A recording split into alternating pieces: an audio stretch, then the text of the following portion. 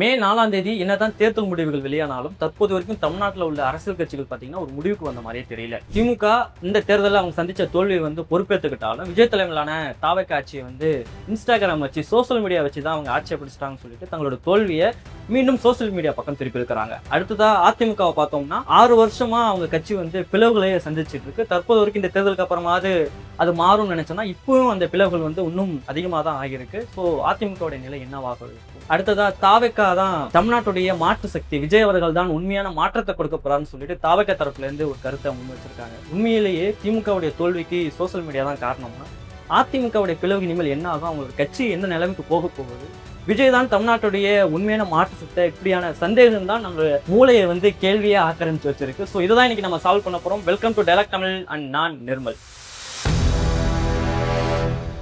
திமுக தோல்விக்கு நானே பொறுப்பேற்றுக்கிறேன். எப்படி வெற்றி அடைஞ்சா நாங்கள் பொறுப்பேற்றுக்கிறோமோ தோல்விக்கும் நானே பொறுப்பேற்றுக்கிறேன் அப்படின்னு சொல்லிட்டு திமுக தலைவர் மு.க. ஸ்டாலின் பார்த்தீங்கன்னா ரீசெண்டாக பேசின வீடியோ இப்போ வைரல் ஆகியிருக்கு, ட்ரெண்ட் ஆகிட்டு இருக்கு. ஆக்சுவலி அவர் என்னதான் இப்படி பேசியிருந்தாலும் அவர் உட்பட அவங்க கட்சி அவங்களுடைய சோசியல் மீடியா முழுக்க என்ன கருத்துக்களை ஸ்ப்ரெட் பண்றாங்க அப்படின்னு பார்த்தோம்னா, விஜய் தலைமையிலான ஆட்சியை இன்ஸ்டாகிராம் வச்சு ஆட்சியை பிடிச்சிட்டாங்க, சோசியல் மீடியா வச்சு ஆட்சியை பிடிச்சிட்டாங்க, மக்கள் சோசியல் மீடியா நம்பி ஏமாந்து ஓட்டு போயிட்டாங்க, மக்கள் சினிமா மோகத்தில் இருக்கிறாங்க, இப்படியான தகவல்லாம் தொடர்ச்சியா பகிரப்பட்டுக்கிட்டு இருக்கு. ஆக்சுவலி சோசியல் மீடியாவால தான் தாவெக்கா ஆட்சியை பிடிச்சிருக்கு அப்படின்னு பார்த்தோம்னா கிடையவே கிடையாது. அது உண்மையும் இல்லை. இப்ப நான் சென்னை, கன்னியாகுமரி, புதுக்கோட்டை, திண்டுக்கல், இந்த மாதிரியான நாகப்பட்டினம், இந்த மாதிரியான மாவட்டங்கள்ல எலெக்ஷன் டைம்ல நான் பயணிச்சோம். பல்வேறு மக்கள்களை சந்திச்சோம், பல்வேறு தொகுதிகளில் பயணிச்சிருக்கிறோம்.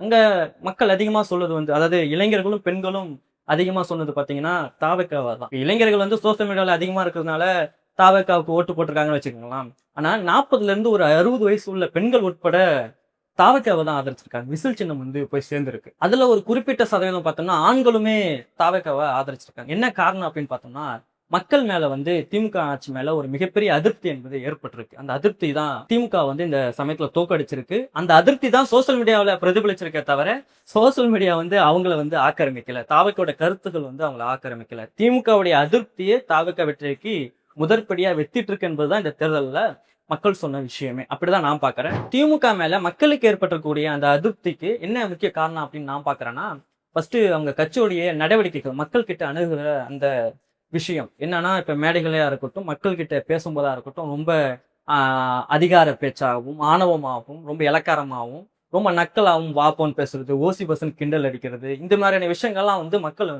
ரொம்பவே எரிச்சல் விட்ட செஞ்சிருக்கு அப்படின்றதுதான். இதெல்லாம் திமுகவுடைய தலைமை கவனிக்கிறது இல்லை, அவங்க மேல நடவடிக்கை எடுக்கிறது இல்லை. நடவடிக்கை எடுத்தாலும் ஒரு பேரளவுக்கான நடவடிக்கையா தான் இருக்குது. அவங்கள ஒழுங்கா வாட்ச் பண்ணி அந்த தலைமை இவங்க இதை சரி பண்ணாதோட விளைவும் இது மக்கள் மத்தியில ஒரு அதிருப்தியா ஒன் ஆஃப் த ரீசனா நான் பாக்குறேன். அடுத்ததா பார்த்தோம்னா வாரிசு அரசியல். இப்ப மு.க. ஸ்டாலின் இருக்காருன்னா அவங்க அப்பா கலைஞர் அவர்கள் முன்னாடி அந்த கட்சியுடைய தலைவரா இருந்தார். இப்போ மு.க. ஸ்டாலின். அடுத்தது பாத்தீங்கன்னா உதயநிதி ஸ்டாலின், இப்ப அவர் எதிர்கட்சி தலைவரா இருக்கிறாரு. அப்ப தொடர்ச்சியா வாரிசு அரசியலையே இவங்க பண்ணிட்டு இருக்காங்க. இது மக்கள் மத்தியில மிகப்பெரிய அதிருப்திக்கு இதுவும் ஒன் ஆஃப் த ரீசனா நான் பாக்குறேன். ஏன்னா திமுகவில் யாருமே உழைக்கலையா, யாருமே பாடுபடல, அந்த கட்சிக்காக யாருமே பாடுபடல, அவங்களுக்கு எல்லாம் ஏன் வாய்ப்பு கொடுக்கக்கூடாது? இப்ப கடைசி வரைக்கும் உங்க சந்ததி தான் வரணும். அப்ப கடைசி தொண்டன் வரைக்கும் தொண்டனாவே தான் இருக்கிற ஒரு சூழல் தான் என்பது திமுக கட்சியில இருக்கு. அப்ப திமுக என்பது திமுக கட்சி கிடையாது, அது மு.க. ஸ்டாலின் கட்சியாகவும் இதுக்கு முன்னாடி கலைஞர் கட்சியாகவும் தான் செயல்பட்டு இருக்கே தவிர அது ஒரு திமுகவா செயல்படல.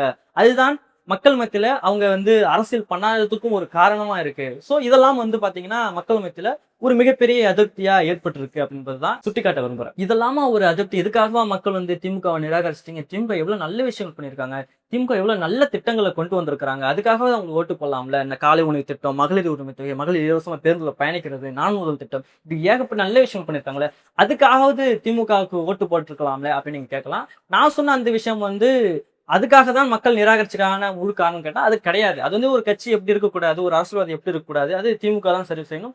அதுவும் அதிருப்திக்கான ஒரு காரணமா பாக்குறேன். அதுதான் மெயின் காரணம் கிடையாது, ஒன் ஆஃப் த ரீசன் தான். ஆனா முக்கியமான விஷயம் திமுகவை நிராகரித்துக்கான காரணம் அப்படின்னா நிறைய விஷயங்கள் இருக்கு. நான் ஒரு முக்கியமான 4 விஷயங்களை மட்டும் சொல்லலாம்னு நினைக்கிறேன். 1, சாம்சங் தொழிலாளர்கள் போராட்டம், தூய்மை பணியாளர்கள் போராட்டம், ஒப்பந்த செவிலியர்கள் வேலையமர்த்த கோரி நடத்திய போராட்டம், போக்குவரத்து தொழிலாளர்கள் போராட்டம். இந்த 4 போராட்டத்தையே நான் மென்ஷன் பண்ணி சொல்லலாம்னு இருக்கிறேன். இந்த 4 போராட்டத்துல திமுக அரசு எப்படி கையாண்டுச்சு, என்ன ஸ்டாண்ட் எடுத்துச்சு, அவங்களை எப்படி அணுகுச்சுன்ற ஒரு விஷயமே மக்கள் நிராகரித்துக்கு இது ஒரு மிகப்பெரிய காரணமா என்பதுதான் நான் பாக்குறேன். ஏன்னா இப்ப திமுக நிறைய நலத்திட்டங்கள் பண்ணிருக்காங்க, அது மக்களுக்கு பயனடைஞ்சிருக்கான்னு கேட்டா நிச்சயம் பயனடைஞ்சிருக்கு. இந்த காலத்துல இப்ப இருக்கக்கூடிய பொருளாதார சூழல ஒரு அவசியமான ஒண்ணு. உண்மையிலே அது மக்கள் மத்தியில வரவேற்றாங்க. ஆனா அதுவே அவங்களுடைய வாழ்வாதாரத்தை, மக்களுடைய வாழ்வாதாரத்தை தீர்மானிக்குதான்னு சொன்னா அது கிடையாது. இப்ப சாம்சங் தொழிலாளர் எடுத்துக்கங்க. அங்க வந்து அந்த கம்பெனியால பயங்கர ஒடுக்குமுறைக்கு சந்திச்சாங்க அந்த தொழிலாளர்கள். அதனால தான் சங்கம் வேணும்னு சொல்லி போராட்டம் பண்ணாங்க. அப்படி போராட்டம் பண்ணவங்கள வந்து திமுக அரசு எப்படி கையாண்டுச்சு அன்னைக்கு? இப்போ காவல்துறையை வச்சு எவ்வளவு அடக்குமுறையை கையாண்டுச்சு? அந்த கம்பெனிக்கு ஆதரவா தானே செயல்பட்டுச்சு. சங்கம் அமைக்கிறதுல சட்டத்துல இடம் இருக்கு. அதுல அனுமதி கொடுக்கறதுல திமுக அரசுக்கு என்ன குறைஞ்சு போயிட போறாங்க? அதை அன்னைக்கு பண்ணிருக்கலாம்ல. அப்ப பண்ணலையே. அன்னைக்கு அவங்க வேலைக்கு போனா தானே அவங்க குடும்பத்தை ரன் பண்ண முடியும்.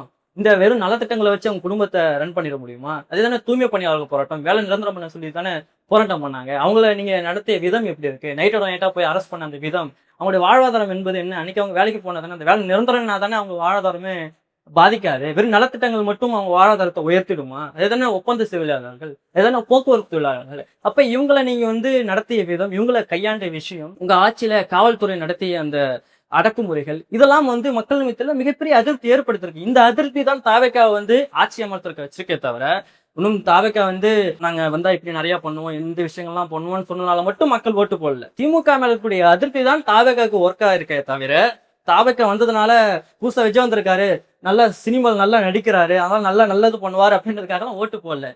திமுக மறுபடியும் வந்துச்சுன்னா இதோட மோசமா தான் இருக்குமே தவிர, அவங்க வந்து நம்மள வந்து ஒழுங்கா கையாள மாட்டாங்க. அதுக்கு நம்ம விஜய்க்கு ஓட்டு போட்டு போயிடலாமே அப்படின்ற ஒரு எண்ணத்துல தான் விஜய்க்கு ஓட்டு போட்டிருக்காங்க தவிர, இது வந்து விஜய்க்கான ஓட்டா பாக்குறத விட திமுக மேல ஏற்பட்டக்கூடிய அதிருப்தி தான் விஜய்க்கு விழுந்த ஓட்டா நான் பாக்குறேன். இதுல இதை விட கொடுமை என்னன்னா, இப்ப உதயநிதி ஸ்டாலின் எதிர்க்கட்சி தலைவரா இருக்காருல்ல, அவர் வந்து சட்டமன்றத்துல வந்து ரீல்ஸ் ஆட்சி நடத்தாதீங்க, ரியல் ஆட்சி நடத்துங்க அப்படின்றாரு. முக ஸ்டாலின் இன்ஸ்டாகிராம் வச்சு ஆட்சியை பிடிச்சிட்டாங்க, சோசியல் மீடியா வச்சு ஆட்சி பிடிச்சிட்டாங்கன்னு சொல்றாங்க இல்லையா?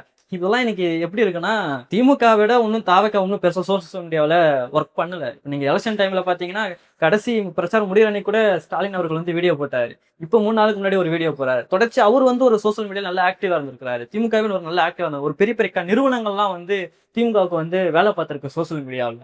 ரொம்ப அது குவாலிட்டியா, ரொம்ப ஸ்ட்ரக்சர், ரொம்ப ப்ராப்பரா அவ்வளவு ஒர்க் அவுட் பண்ணிருக்காங்க சோசியல் மீடியாவில். ஆனா தாவேக்காக்கு பாத்தீங்கன்னா அப்படி ஒரு குவாலிட்டியோ அப்படி எதுவுமே கிடையாது. என்ன காரணம்னா அதிருப்தி தான். திமுக மேல இருக்கிற அதிருப்தி தான் சோசியல் மீடியா வெளிப்படுத்திருக்க தவிர, சோசியல் மீடியாவில் விஜய் ஆட்சி கொடுத்ததுக்கான ஒரு சாத்தியக்கூறே கிடையாது. அது ஒரு ஒரு ஒரு சின்ன பார்ட்டா தான் இருக்குமே தவிர, அதுதான் முழு ரீசன் அப்படின்னு பாத்தீங்கன்னா அது கிடையாது. இது வந்து திமுக தன்னுடைய தோல்வி வந்து திசை மாற்றத்துக்கான வேலையை தான் பாக்குறாங்களேன்னு தான் நான் பாக்குறேன். அடுத்ததான் அவங்க இன்னொரு விஷயம் சொல்றாங்க, சினிமா மோகத்துல இருக்கிறாங்க, சினிமாக்காரங்களை நம்பி ஏமாந்துட்டாங்க அப்படின்னு சொல்லிட்டு. அதாவது உதயநிதி அவர்கள் என்னவா இருந்தாரு அதுக்கு முன்னாடி? ப்ரொடியூசரா இருந்தாரு. அதுக்கப்புறம் நடிகரா இருந்தார். இப்போ எதிர்கட்சி தலைவரா இருக்காரு. அவர் என்ன அப்படி மக்களுக்காக போராட்டம் பண்ணிருக்கிறாரு? அவர் என்ன அப்படி மக்களுக்காக ரத்தம் செஞ்சிருக்காரு? ஒரு விஷயம் சொல்லுவாங்க, மிஸ்ஸாவே பார்த்தா ஸ்டாலின், மிஸ்ஸாவில் அரெஸ்ட் ஆனார். அதுக்கப்புறம் எந்த போராட்டத்துல கலந்துக்கிட்டாங்க? ஏங்க, கம்யூனிஸ்ட் கட்சியை விடவாங்க திமுக வந்து மக்களுக்காக போராடிருச்சு. கம்யூனிஸ்ட் கட்சிக்கான தினந்தோறும் ஜெயிலுக்கு போயிட்டு இருக்காங்க மக்களுக்காக போராடி. திமுக ஒண்ணு அந்த அளவுக்கு எல்லாம் போகலையே. மக்களுக்காக இறங்கி அப்படி வேலை செஞ்சிருக்காங்களான்னு பார்த்தோம்னா அது கிடையாது. இந்த 5 ஆண்டு காலங்கள்ல அவங்களை நிராகரித்துக்கான காரணமே அதுதான். சோ அந்த விஷயம் வந்து திரும்ப திரும்ப சோசியல் மீடியா வச்சு பிடிச்சிட்டாங்க, சினிமா முகத்துல மக்கள் ஏமாத்தாங்கன்னு சொல்லி திசை மாத்ததெல்லாம் நான் வந்து ஒத்துக்கவே மாட்டேன். திமுக தன்னுடைய வேலையை செய்யல, அதுக்கான பலன் தான் இந்த தோல்வி அப்படின்றதுதான் என்னுடைய கருத்து. அடுத்ததா இப்போ அதிமுகவை நம்ம பார்த்தோம்னா, இந்த அதிமுக கட்சி வந்து அந்த உயிர் ஊசலாடிட்டு இருக்கு. எப்போ அந்த கட்சி வந்து காணாம போகும் அப்படின்ற மாதிரி இருக்கு. காரணம் நம்ம ஏற்கனவே சொன்ன விஷயம் தான். பாஜகவோட என்னைக்கு அவங்க கூட்டணி வச்சாங்களோ அன்னிலேருந்து அந்த கட்சி அழிவு சந்திச்சுட்டு இருக்குன்னு சொன்னோம். ஏன்னா பாஜக எந்த மாநிலத்துல எந்த கட்சியில கூட்டணி வச்சாலும் அந்த கட்சி காலி. இன்னைக்கு தமிழ்நாட்டுல அவங்க வந்து ஒரு சீடு தான் வந்திருக்காங்க. தமிழ்நாட்டுல ஏற்கனவே 4 இருந்தாங்க, இன்னைக்கு 1 தான் வந்திருக்காங்க. அவங்களாலே தமிழ்நாட்டுல பெருசா வளர முடியல. ஆனா இந்த பாஜக இப்ப அதிமுக கூட்டணி வச்சு இந்த கட்சியை காலி பண்ணிட்டாங்க. நீ கட்சி இனிமேல் தமிழ்நாட்டுல நீ அதிமுகன்ற ஒரு கட்சி இருக்குமான்ற ஒரு சந்தேகத்தை ஏற்படுத்திருக்கு.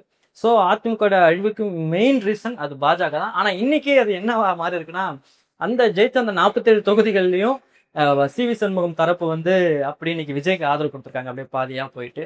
சோ இது இன்னும் அதிமுகவுக்கு வந்து ஒரு மிகப்பெரிய பின்னடைவை சந்திச்சிருக்கு. அதிமுக மேல இருந்த அந்த பேர் எல்லாமே போயிடுச்சு. அவங்களுடைய வரலாறு எல்லாமே இன்னைக்கு அழிஞ்சுக்கிட்டு இருக்குது. இப்ப இந்த நிலைமையில எடப்பாடி அவர்கள் நினைச்சிட்டு இருப்பாரு, எப்படி எலெக்ஷனுக்கு முன்னாடி விஜய் அவர்கள் வந்து பேசினாரு சிஎம் சார்னு, அந்த மாதிரி இன்னைக்கு வந்து எடப்பாடி கேட்பாரு, சிஎம் சார் என்னாலும் பண்ணுங்க, என் கட்சி தயவு செய்து விட்டுருங்க அப்படின்ற மாதிரி இன்னைக்கு புலம்பிட்டு இருப்பாரு. சோ அதுதான் இன்னைக்கு அதிமுக நிலைமை. அதிமுக வந்து இந்த அளவுக்கு போறதுக்கான பாஜக மட்டும் காரணம் கிடையாது. அதிமுக இருக்கக்கூடிய அந்த எம்எல்ஏக்கள், அந்த உறுப்பினர்கள், அந்த தலைமைகள் எல்லாருமே வந்து தன்னை பாதுகாக்கணும் அப்படின்னு தான் நினைக்கிறாங்களே தவிர கட்சியை பாதுகாக்கணும், மக்களுக்காக வேலை பார்க்கணும், மக்களுக்காக சேவை செய்யணும் அப்படின்னு அந்த எண்ணம் இல்லை. அப்படி இருந்துச்சுன்னா இவங்க எல்லாம் ஏன் பிரிஞ்சு போறாங்க? ஒவ்வொருத்தவங்க தனித்தனியா பிரிஞ்சுக்கிட்டு போறாங்க. அப்படி அதுக்கான வாய்ப்பு இருக்காதுல்ல. அப்ப கட்சி நலன் கிடையாது, மக்கள் நலன் கிடையாது. எப்படியாவது நம்மளை சேவ் பண்ணிக்கணும், நம்ம மாற்றுக்கிற இந்த கேஸ் வந்து எப்படி தப்பிச்சா போகும் அப்படின்னு தான் இன்னைக்கு அதிமுக போயிட்டு இருக்கு. ஜெயலலிதா அவர்களே வந்து ஜெயிலுக்கு தான் போனாங்களே தவிர ஜெயிலுக்கு போகக்கூடாதுன்றதுக்காக கட்சி எங்கேயுமே அடமானம் வைக்கல, கட்சி எங்கேயுமே பிரிச்சு கொண்டு போகல, எங்கேயுமே கட்சி அவங்களால கட்சி அழிஞ்சு போகலாம், அவங்க இருக்கிற வரைக்கும் கட்சி இருந்துச்சு. ஆனா இன்னைக்கு இருக்கக்கூடிய அதிமுக தலைமை, அதிமுகவுடைய எம்எல்ஏக்கள்லாம் அவங்க நடந்துக்கிற விதம்லாம் பார்க்கும்போது கொஞ்சம் கூட மக்கள் நலன் சார்ந்த எந்த விஷயமும் அதில் கிடையாது. ஸோ அதிமுகன்ற கட்சி இன்னைக்கு வந்து மக்களுக்காக சேவை செய்யறது கிடையாது, அவங்க அவங்கள பாதுகாக்கணும். அதோட விளைவே தான் இன்னைக்கு வந்து அதிமுக கட்சி வந்து ஒரு மிகப்பெரிய அறிவு செஞ்சிருக்கு. இன்னும் கொஞ்ச நாள்ல வந்து அதிமுகன்ற கட்சி என்பது நிச்சயம் காலியாகிறதுக்கான எல்லா வாய்ப்புகளும் இருக்கு. அதிமுகவை நம்பி மக்கள் இனிமே ஓட்டும் போட மாட்டாங்க, அதிமுகவில் ஒரு பயனும் கிடையாதுன்னு வச்சுக்கலாம். ஸோ அதிமுக இந்த தமிழ்நாட்டு அரசியல் களத்துல இருந்து விலைக்கு போக போற அந்த நாட்டில் வந்து நெருங்கிடுச்சு என்பதுதான். அடுத்ததாக இப்ப விஜய் அவர்கள், அவர்தான் தமிழ்நாட்டுடைய மாற்று சக்தி, அவர்தான் மாற்றத்தை கொடுக்க போறாரு அப்படியான கருத்துக்கள்லாம் இன்னைக்கு முன் வச்சு பேசுறாங்க இல்லையா, அதை நான் ஏத்துக்கவே மாட்டேன். விஜய் அவர்கள் மாற்று கிடையாது, அவர் ஒரு மாற்று சக்தியா இருக்க முடியாது. ஏன் அப்படின்னு நான் சொல்றேன் அப்படின்னா, இன்னைக்கு மக்களுக்காக அவர் என்ன மாதிரியான போராட்டங்கள் நடத்திருக்கிறார், அதாவது கட்சி ஆரம்பிச்சு எடுத்துக்கும், கட்சி ஆரம்பிச்சு இந்த நாள் வரை அவர் மக்களுக்காக என்ன போராட்டம் பண்ணிருக்காரு? இது வரைக்கும் கட்சி ஆரம்பிச்சு இன்னைக்கு முதலமைச்சரா இருக்காரு, ஒரு பிரஸ் மீட்டையாவது சந்திச்சிருக்கிறாரா? அப்போ மக்கள் பிரச்சனை என்னன்னு தெரியாத ஒருத்தர், மக்களுக்காக போராடாத ஒருத்தர், பிரஸ் மீட்டையே சந்திக்காத ஒருத்தர் எப்படி ஒருத்தரால மாற்றத்தை கொடுக்க முடியும் அப்படின்ற ஒரு சந்தேகம் எனக்கு எப்பயுமே உண்டு. அதுதான் நான் இப்பயும் வைக்கிறேன். அதே சமயத்துல இவர் நல்லாட்சி கொடுப்பாரா அப்படின்ற ஒரு விஷயத்துல வந்து அதை நம்ம பொறுத்து தான் பார்க்கணும். முதலமைச்சர் ஆயிட்டாரு, இவரால எப்படி பிரஸ் மீட்டை சந்திக்காதவரால, மக்களுக்காக போராடாதவரால் நல்லாட்சி கொடுக்க முடியும் அப்படின்னு சொல்லிட்டு நம்ம வந்து சேர்த்தவாறு இறக்க முடியாது. அதனால அவர் நல்லாட்சி பண்ணுவாரா அப்படின்றது வந்து நம்ம பொறுத்து தான் பார்க்கணும், எப்படி ஆட்சி பண்ண போறாருன்னு. ஆனா அவர் தான் மாற்று சக்தி, தமிழ்நாட்டுக்கு வந்து மாற்றத்தை கொடுக்க போறாருன்னா கிடையாது. திமுக எப்படி ஆட்சி பண்ணிச்சோ அந்த தவறை பண்ணாம ஆட்சி பண்ணா ஓகே, அதுதான் நம்ம எதிர்பார்க்கிறோமே தவிர அவர் உண்மையான மாற்று சக்தியா கிடையாது. மாற்று சக்தி என்பது வந்து அது வந்து மக்கள் களத்துல இருந்து வளர்த்தவங்களால மட்டும்தான் அது மாற்று சக்தியா இருக்க முடியும். அவங்கதான் மாற்றத்தை கொடுக்க முடியும். எங்க நடிகரா இருந்துகிட்டு இல்ல மக்கள் பிரச்சனையை பார்க்காத ஒருத்தரால அரசியல்ல ஜெயிச்சதுனால அவரால் ஒரு மாற்றத்தை கொடுக்க முடியுன்றது என்னால அது நிச்சயம் ஏற்றுக்கொள்ள முடியாது. ஸோ விஜய் வந்து தமிழ்நாட்டுடைய மாற்று கிடையாது, அவர் மாற்றாகவும் இருக்க முடியாது. நல்லாட்சி பண்றாரா என்பதை நம்ம பொறுத்து வந்து பார்ப்போம். இந்த நேரத்துல திமுக தோல்விக்கு மேல கூடிய அந்த சந்தேகங்கள், அதிமுகவுடைய பிளவுகள், விஜய் மாற்றா இருப்பாரா, அந்த சந்தேகங்கள்லாம் நான் உங்களுக்கு ஓரளவு வந்து சால்வ் பண்ணியிருக்கேன்னு நினைக்கிறேன். எதனா கருத்து இருந்தால் நீங்க கீழே கமெண்ட் பண்ணுங்க. இது உங்கள் டைலாக் தமிழ் அண்ட் நான் நிர்மல்.